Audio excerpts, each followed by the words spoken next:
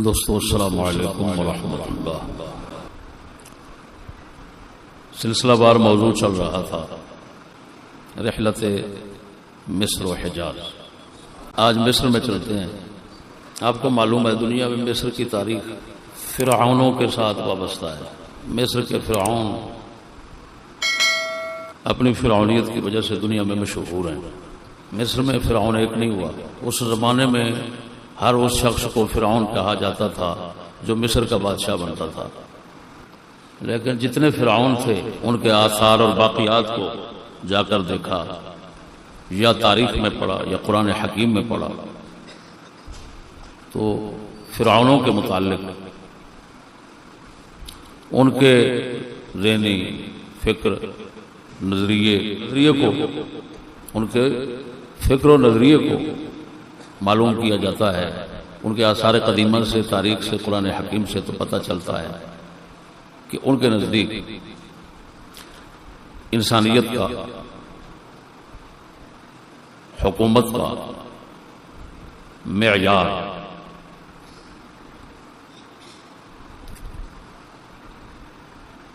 دنیاوی دولت اور دہشت تھی۔ ان کے نزدیک زندگی کا معیار، بڑے ہونے کا معیار، حاکم ہونے کا معیار دولت تھی، اور وہ لوگ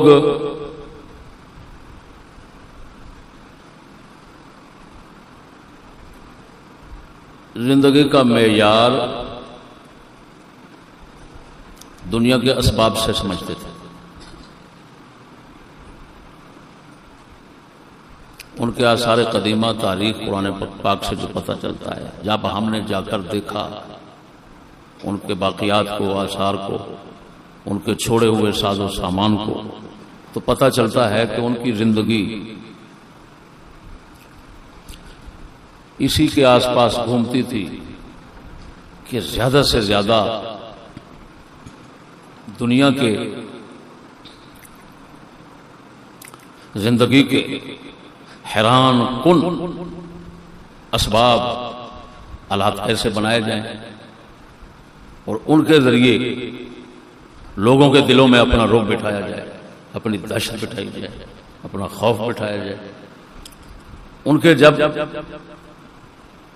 کھانے پینے کے اسباب، کھانے پینے کا سامان، یعنی کھانے پینے کے برتن، استعمال کے برتن، وہ جب دیکھے، ان کو دیکھنے سے پتہ چلتا ہے کہ اس وقت میں انہوں نے اپنے کھانے پینے کے برتن اور سامان، استعمال کی چیزیں کیسی بنائی تھی۔ شیشے کے برتن اس وقت میں موجود تھے۔ یہ 4,500 سال پرانی بات ہے۔ تمہارے رسول اکرم صلی اللہ علیہ وسلم کو 1450 سال ہوئے۔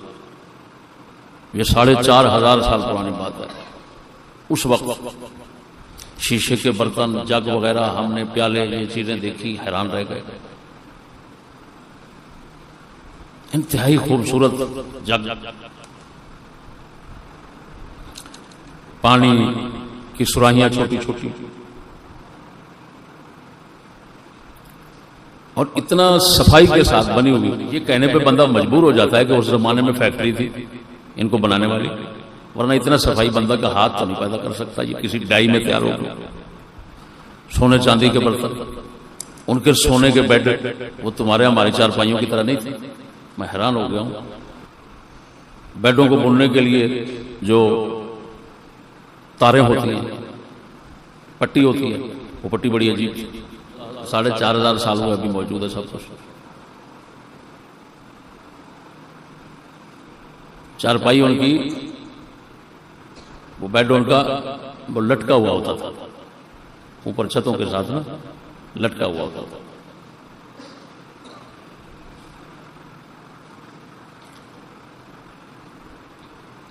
سواری کے لیے ان کے پاس گاڑی تھی اس وقت، 2 پہیوں والی، جس طرح لاہور میں ریس اور مقابلے کے ٹانگے ہوتے ہیں، وہ چھوٹی جگہ ہوتی ہے بیٹھنے کی ایک بندے کی، اس طرح خدا جانے آگے کون کھینچتا تھا اس کو، لیکن یہ گاڑی موجود ہے، پہیہ موجود ہے۔ پھر بڑے بڑے بت بنانا اپنی رہائش گاہوں پر، یہ ان کا کام تھا۔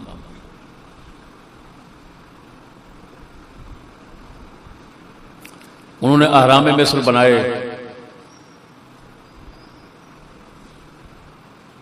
وہ ایک بہت بڑے ہیکل اور جسم ہے، مثلث شکل کا، بہت اونچائی ہے ان کی، وہ اتنا ہیبت ناک ہے کہ دیکھنے سے بندہ خوف زدہ ہو جاتا ہے کہ یہ کیا بڑا بنی ہوئی ہے۔ ان کا ایک ایک پتھر ایک گاڑی جتنا ہے، اور یہ پتھر خدا جانے کتنے 100 فٹ کی اونچائی ہے، اس اونچائی تک یہ پتھر لے جائے گئے، ایک ایک گاڑی جتنا پتھر۔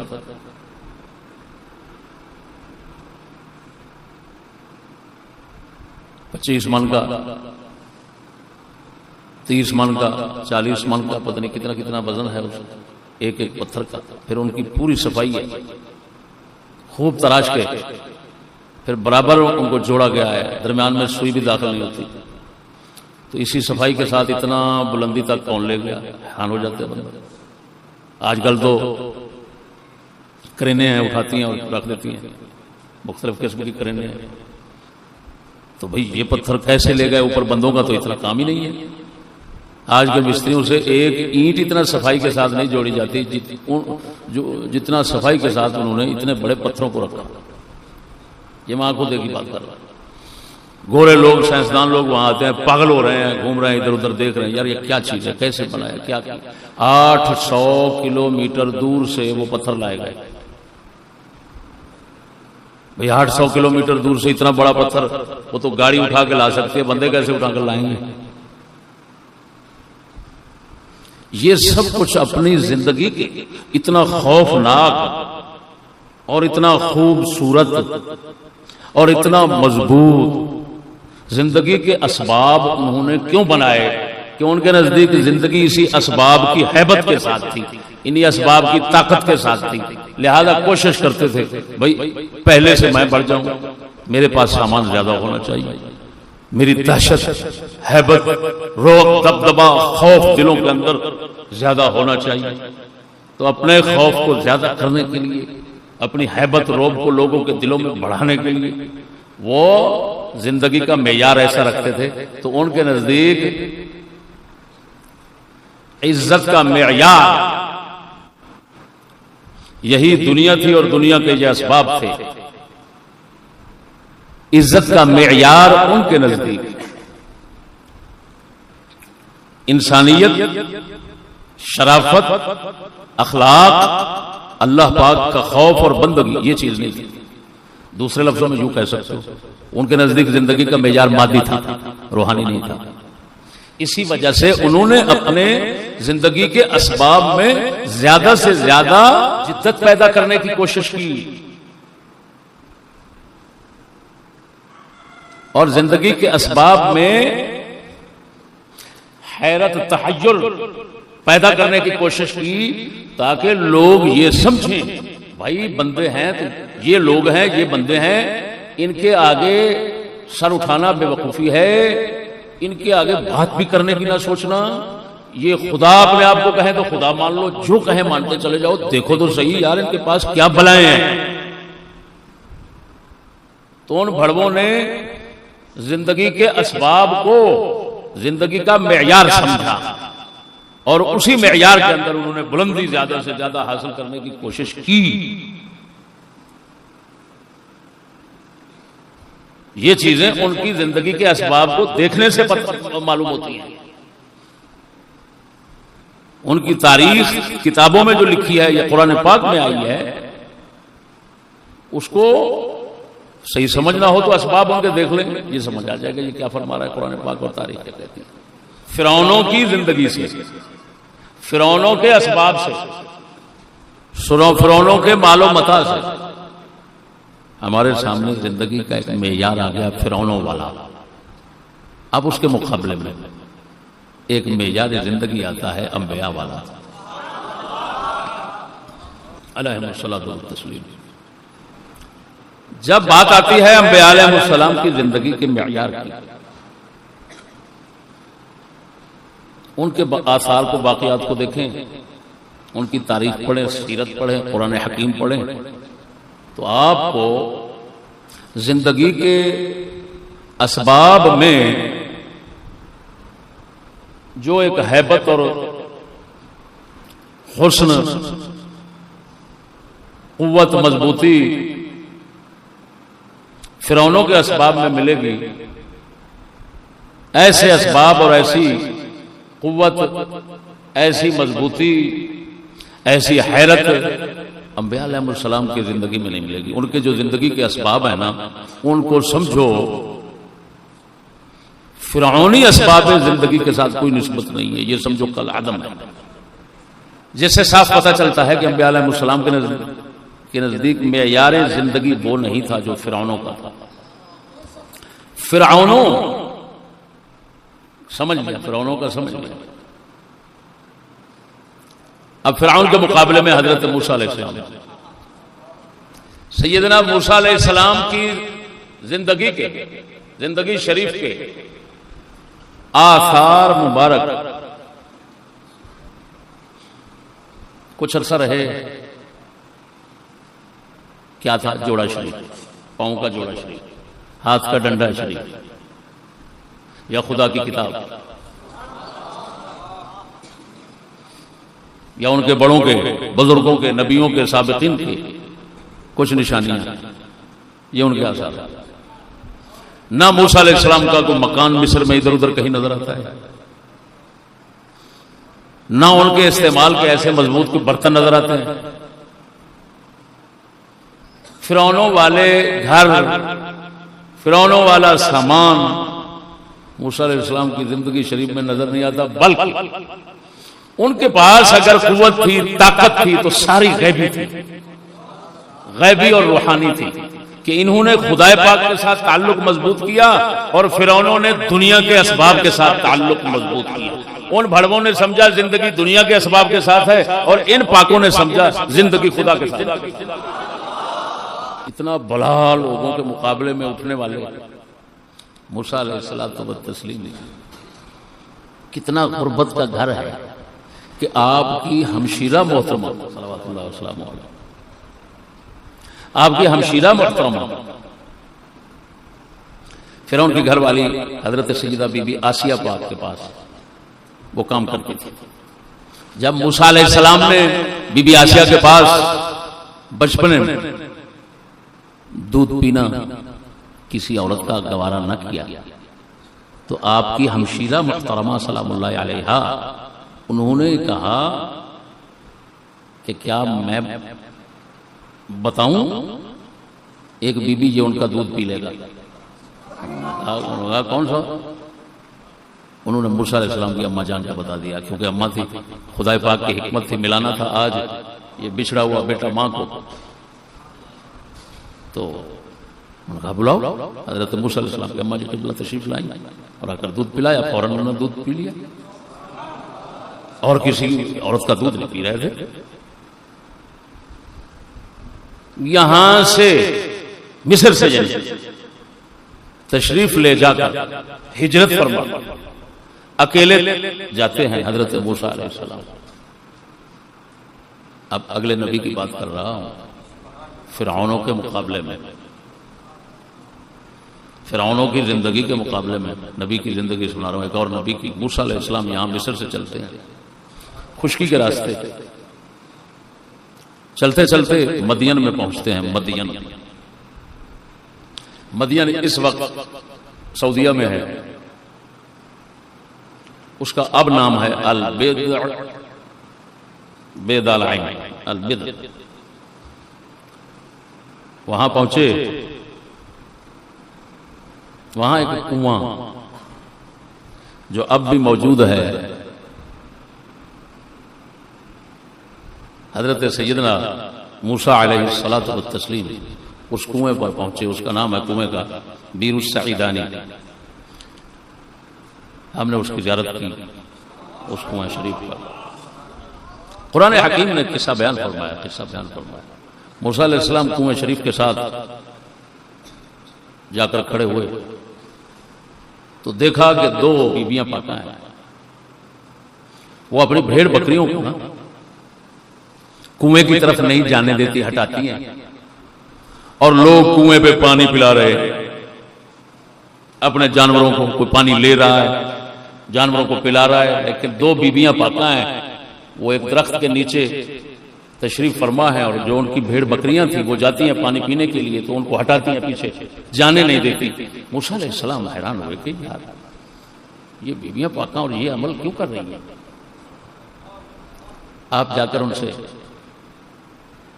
اللہ اکبر، انبیاء علیہ السلام کی عادت شریف، چلتے ہیں تو نظریں سجدے والی جگہ پہ رکھتے ہیں۔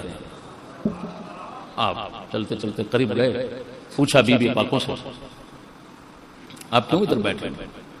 اب ان بی بی پاکوں کا جواب سننا، وہ بھی قرآن پاک میں ہے۔ فجاءته احداهما تمشي على استحياء قالت ان ابي يدعوك ليجزيك اجر ما سقيت لنا۔ بی بی پاکوں نے عرض کی لوگ پلا رہے ہیں کنویں پر پانی، ہم اس وجہ سے اپنی بھیڑ بکریوں کو ہٹا رہے ہیں کہ ہم ان میں جانا نہیں چاہتی، یہ لوگ پانی پلا کر چلے جائیں گے تو ہم پھر پلائیں گے، اور مجبوری ہماری یہ ہے کہ ہمارے باپ ہیں، وہ شیخ ہیں، بڈھے بندے ہیں، ان کے کوئی بیٹا وغیرہ کوئی ایسا عزیز نہیں کہ جو ان کا یہ کام کرے، تو اس وجہ سے ہم پانی خود پلاتی ہیں، ان بھیڑ بکریوں کا خیال رکھتی ہیں، اور ہجوم میں، لوگوں کے ہجوم میں ہم جانا نہیں چاہتی۔ موسیٰ علیہ السلام نے جب یہ بات سنی اللہ اکبر تو سمجھ گئے کہ بہت پاک گھر کی بیویاں لگتی ہیں کہ لوگوں کے ہجوم میں جانا گوارا نہیں کر رہے۔ معلوم ہوا مسلمان عورتیں لوگوں کے ہجوم میں جانا گوارا نہیں کرتی۔ آپ گئے، پانی نکالا، نبوت کی طاقت تھی، پانی نکال کر سب بھیڑ بکریوں کو پانی پلا دیا۔ میں سے ایک بی بی پاک تشریف لائیں، چلتے ہوئے الاستحیا، بات سمجھ، حیا کے ساتھ چل رہی تھی جب تو قرآن نے بیان فرمایا چلتے ہوئے ان کی چال میں حیا معلوم ہو رہا تھا۔ تمشی الاستحیا،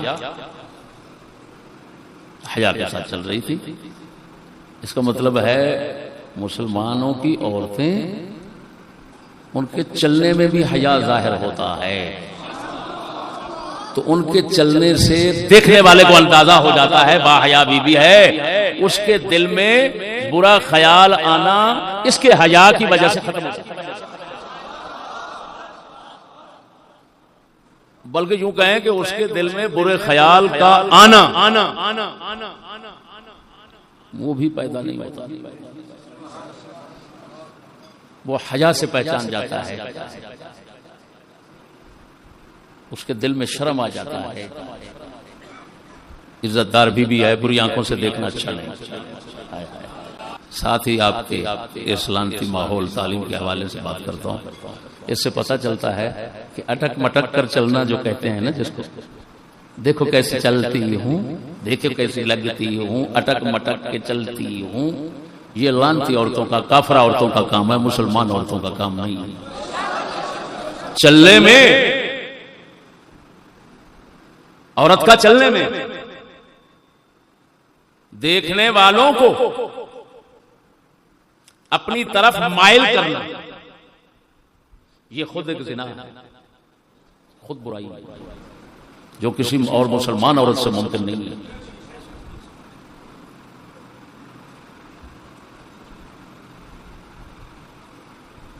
اب قالت ان ابی یدعوک، اب یہاں پر علماء فرماتے ہیں کہ یہ علاج الاستحیا جو ہے اسی قالت کے متعلق بھی ہو سکتا ہے۔ پہلا معنی ہوا تمشی کے متعلق کر کر، اب کا معنی ہو رہا ہے قالت کے متعلق کر کر۔ تو معنی بنے گا اب حیا کے ساتھ بولی. پہلا معنی تھا حیا کے ساتھ چل رہی تھی، اب معنی ہوا حیا کے ساتھ کلام فرمایا. اب یہ ایک اور مسلمانوں کے لیے درس، سبق، ادب، خلق قرآن مجید میں پیش ہو گیا. کیا کہ مسلمان کی عورت، مسلمان بیبیاں، ان کے بولنے سے بھی حیا چھلکتا ہے، لہذا ان کی کلام سے بھی اگلے کے دل میں برائی کا خیال نہیں آتا.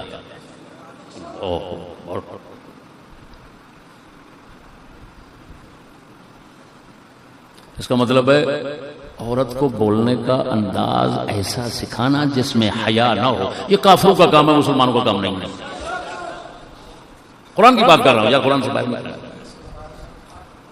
کیا ضرورت تھی اس طرح بیان فرمانے کی قرآن مجید کو؟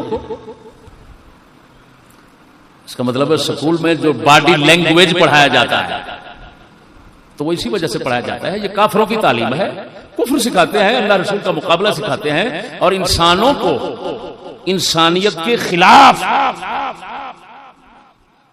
انسانیت کے مخالف جو غلیظ آتے ہیں یہ وہ سکھاتے ہیں غلیظ کے بچے. باڈی لینگویج کا مطلب یہ ہے کہ جب اے لڑکی تو بات کر رہی ہے تو تیرے ہونٹ الگ برائی کی دعوت دے، تیرے گال الگ دیں، تیرے بال الگ برائی کی دعوت دے رہے، تیرے لباس الگ برائی کی دعوت دے رہا، تیری آنکھیں ان کی حرکت الگ برائی کی دعوت دے رہی. یعنی تو سراپا زنا بن کر بیٹھ اگر ترقی کرنی ہے. یہ کتے کے بچے پڑھاتے ہیں، ان کو کتے کا بچہ کہنا بھی کتوں کی توہین.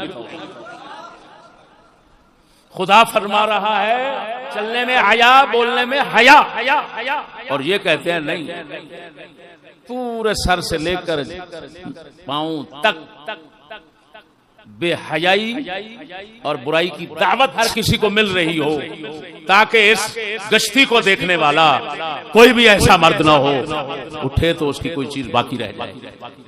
وہ حرامی بنتی بن کر بڈھا ہے وہ بھی برباد ہو جائے، بچہ ہے وہ بھی برباد ہو جائے، جوان ہے وہ بھی برباد ہو جائے. یہ کتے کے بچے پڑھاتے ہیں، اور لعنت ہے ملا پیروں پر جو اس کو تعلیم سمجھتے ہیں.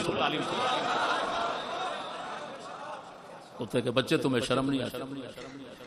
تو سارا کا سارا گھر اپنا اللہ رسول کی دشمنی میں برباد کر رہا ہے. لعنتی تمہیں شرم نہیں آتی؟ اور پھر کہتا ہے کبھی اسلام کے لیے اٹھو، کبھی ووٹ دو، کبھی فلان کرو، کبھی فلان کرو. جہاد کے لیے اٹھو، جہاد فرض. شرم نہیں آتی دلے؟ یہی جہاد فرض ہے کہ اپنے آپ کو اور اپنے گھر کو بچا لو. یہ جہاد فرض. ادھر ادھر جا کر مرو گے حرام موت، کتے کی موت مرو گے. اور اگر اپنا دین گھر میں قائم کر کے مرو گے تو گھر میں مرو گے، شہید مرو گے.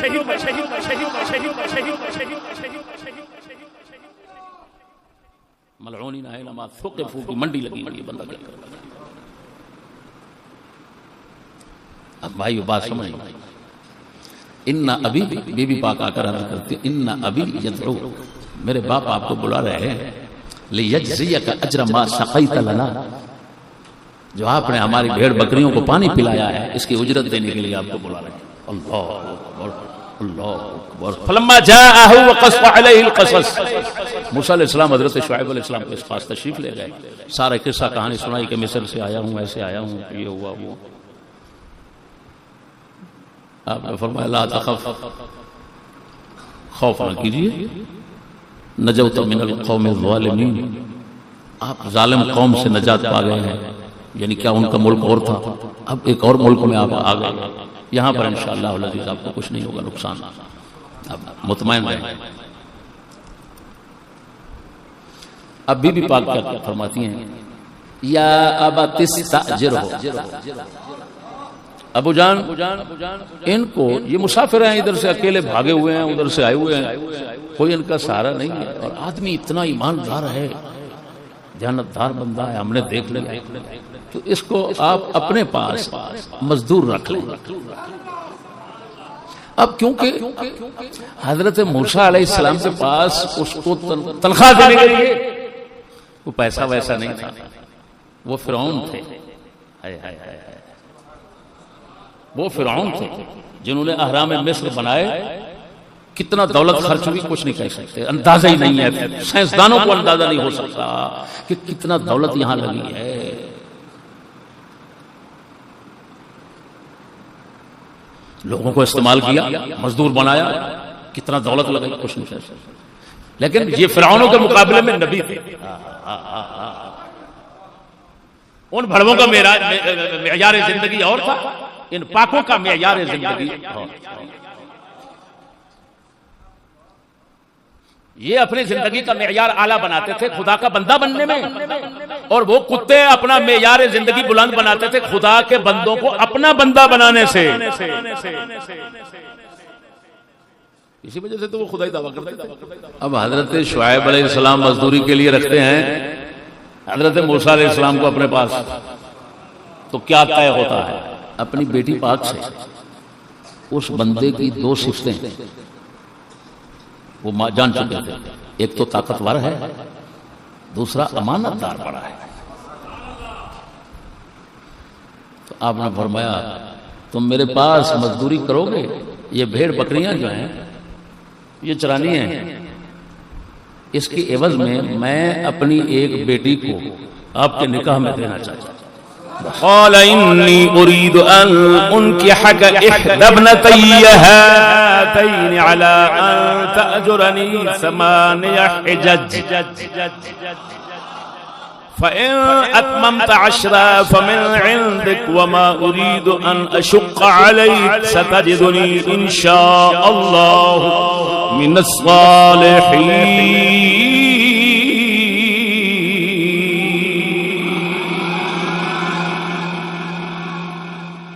8 سال مہر نہیں رکھا جاتا، مہر تو مہر کے طور پر رکھا۔ گھر بنا رہے ہیں آپ کا، سہارا دے رہے ہیں بے سہارا کا۔ یہ بات میں سنا دوں، خالق پاک نے دستگیری فرمائی جب پانی پلا کر فارغ ہو کر بیٹھے نا درخت کے نیچے سانس لینے کے لیے موسیٰ علیہ السلام، بارگاہ رب العالمین میں حاضر کی۔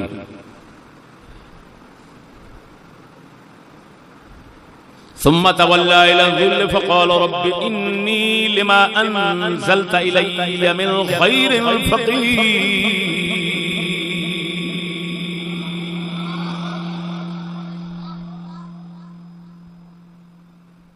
کہا پروردگار میرے جو تو خیر میری طرف اتارے گا میں اس کا محتاج ہوں، تیری خیر کا محتاج ہوں، بے سہارا ہوں، اکیلا ہوں، علاقے میں اجنبی ہوں۔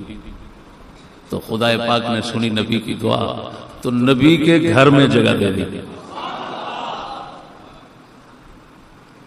اب 8 سال طے ہو گئے بکریاں چرانی ہیں، اگر 2 سال آپ بڑھا لیں گے تو آپ کی مرضی ہے۔ انہوں نے فرمایا مجھ پر یہ شرط نہیں رکھنی 2 سال اگلوں کی، اگر ہو سکے گا تو پوری کر لوں گا۔ آپ نے فرمایا بالکل ٹھیک ہے، لیکن تو مجھے صالح لوگوں سے پائے گا۔ شعیب علیہ السلام نے فرمایا جنہوں نے اپنے مزدور پر ذرا برابر بھی زیادتی نہیں کرنی، میں ان لوگوں میں سے ہوں۔ اب بات سمجھنا، پیچھے موسیٰ علیہ السلام نبی آتے ہیں تو سامان نہیں، جن کے گھر میں داماد بنتے ہیں تو سامان نہیں۔ پتا چلا فرعونوں کی زندگی کا معیار ساز و سامان ہے، اللہ والوں کی زندگی کا معیار دین و ایمان۔ ایک بات کرتا ہوں، رشتہ دیکھنا ہو تو ان آیات نے سبق دیا کہ رشتے کے اندر کون سی صفتیں دیکھنی چاہیے۔ لعنت پڑی ہوئی ہے، نوکری کیا کرتا ہے، فلان کیا کرتا ہے، پیسہ کیا کماتا ہے، لعنت پڑ گئی۔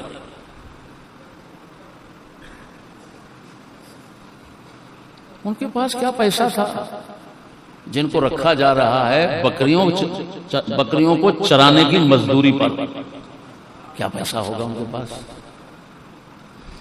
بیٹیاں کیا تربیت یافتہ تھی شعیب علیہ السلام کی بیٹیاں پاک، کہ انہوں نے وہ دو صفتیں دیکھی. ایک دیکھا قوی ہے، طاقتور ہے، پانی کنویں سے خود نکال کر ساری بھیڑ بکریوں کو پلا رہا ہے. دوسرا امین. یہ امین لفظ بہت جامع ہے، بہت معنی رکھتا ہے. امین بہت خصال حمیدہ کا جامع ہے. امین امانت والا ہے کہ اس نے ہماری بھیڑ بکریوں کا دودھ تک دوہا نہیں، بکری اٹھائی نہیں، چرائی نہیں. جو بڑی بات ہے جس کا وہ ذکر فرما رہی ہیں ابا جان کے سامنے، وہ یہ ہے کہ عزت کے حوالے سے بڑا امانت دار ہے. اس نے تو ہماری طرف دیکھنا بھی گوارا نہیں. لعنت ہے ان لوگوں پر جو پہلے سے یاری ٹھمکانے، فرینڈ بوائے بنانے کی دعویٰ. کتے کا بچہ تو باپ ہے، حرام زادہ ہے کہ باپ، تو لعنتی تو پیدا ہی نہ ہوتا. شرم نہیں آتی؟ کتے کا بچہ تیرے گھر میں بیٹی آنا، بیٹی کی توہین. لیکن اب بیٹی بھی وہی بن گئی جو باپ تھا.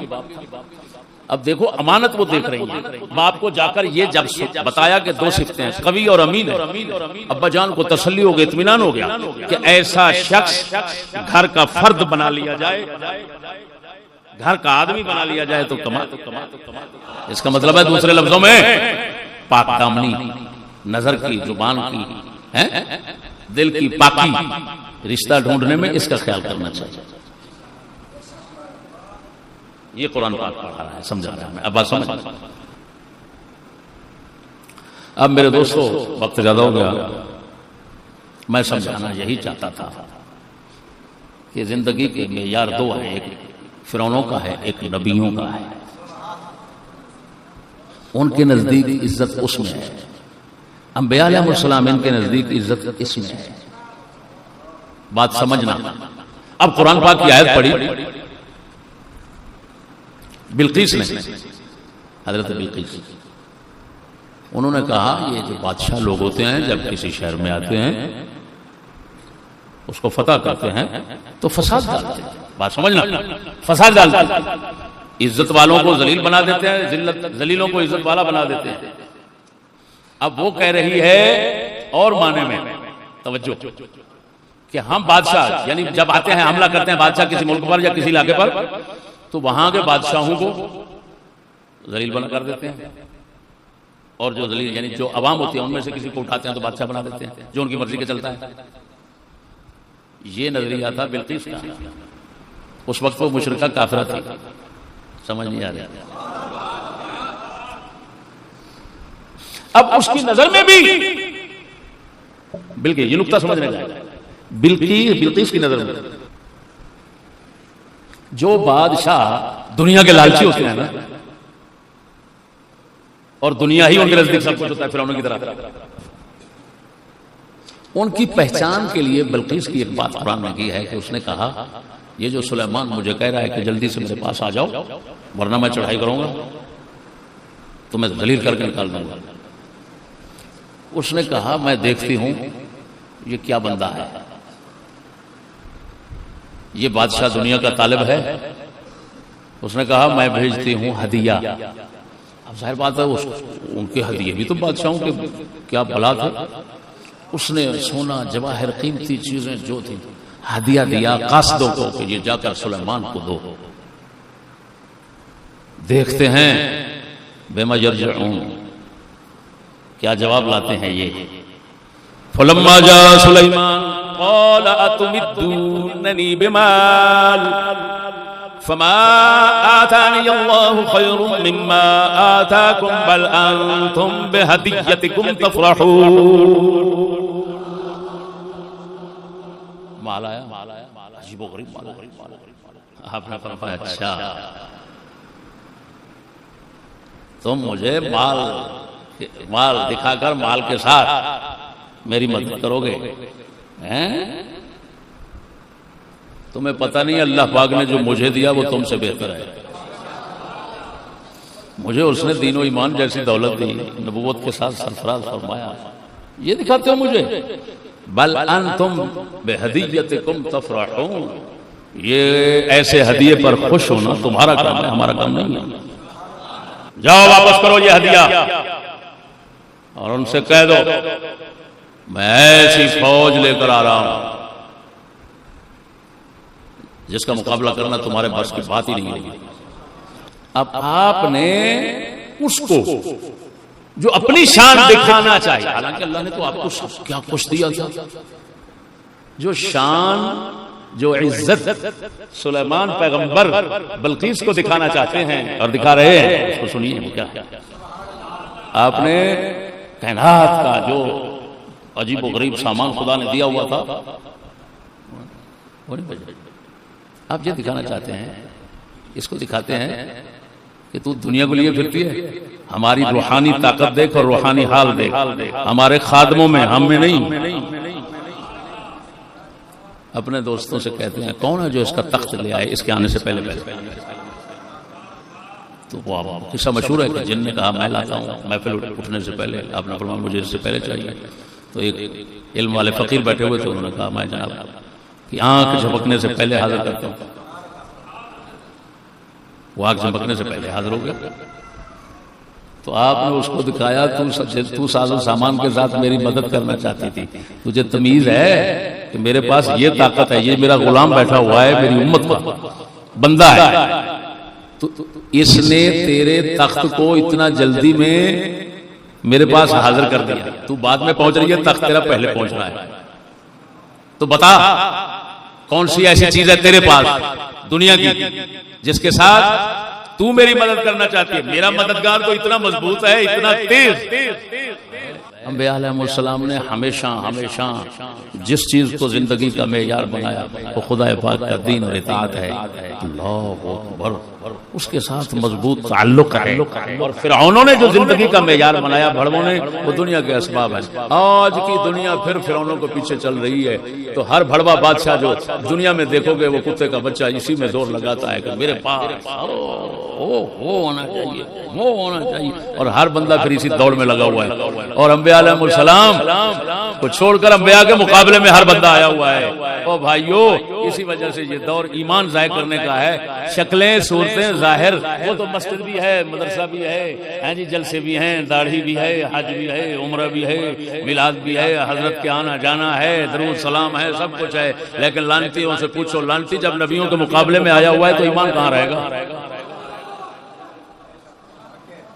نئی تہذیب میں دقت زیادہ تو نہیں رہتی، مذاہب رہتے ہیں قائم، فقط ایمان جاتا، ایمان ایسے جاتا۔ یہود نصارہ نے نظریات بدلتے، وہ اعمال نہیں بدلتے، ذہن میں رکھنا، نظریات بدلتے ہیں، عقیدہ بدلتے ہیں۔ یہ بڑوا ملا ہے، باندر پیر بندر ہے، خنزیر، اس کو تمیز نہیں ہے کہ وہ کیا کر رہا ہے۔ یہ زیادہ سے زیادہ اس کو فسق و فجور سمجھتا ہے، کتے یہ فسق و فجور نہیں، یہ کفر و زندقہ الحاد۔